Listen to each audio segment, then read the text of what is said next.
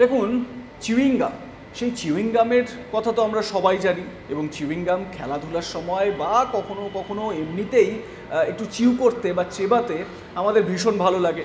কিন্তু চিউইং গামের থেকেও বেশি জনপ্রিয় হয় বাবল গাম।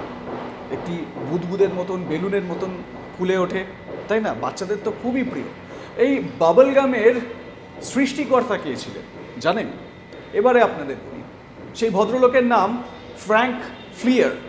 1906 সালে ফ্র্যাঙ্ক ফ্লিয়ার বিভিন্ন উপাদান দিয়ে এবং এরকম চিউইং গাম জাতীয় বিভিন্ন উপাদান সেখানে তিনি প্রয়োগ করেন, বিভিন্ন রকম রিসার্চ করেন, তারপর এই বাবল গামের উৎপত্তি করেন। যদিও তিনি সেই বাবল গামকে কিন্তু বিক্রি করতে পারেননি, মানে বাজারজাত করতে পারেননি, কেমন চিপচিপে টাইপের ছিল, খুব একটা ভালো স্বাদ ছিল না, তো সেই কারণে তিনি বিক্রি করতে পারেননি। তবে ফ্র্যাঙ্ক ফ্লিয়ার হাল ছেড়ে দেননি।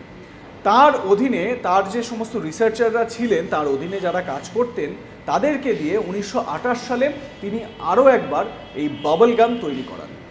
আর সেই বাবল গামটি ভীষণই জনপ্রিয়তা লাভ করে। সেই বাবল গামটি এখনও পর্যন্ত, মানে সেই সময় সেই পিঙ্ক কালারের বাবল গাম হয়েছিল, এখনও পর্যন্ত স্ট্যান্ডার্ড প্রসিডিওর অনুযায়ী পিঙ্ক কালারেরই বাবল গাম হয়ে থাকে। ইন্টারেস্টিং না? এই ধরনের ইন্টারেস্টিং ফ্যাক্টসের জন্য সাবস্ক্রাইব করে নিন আজ তাক বাংলা।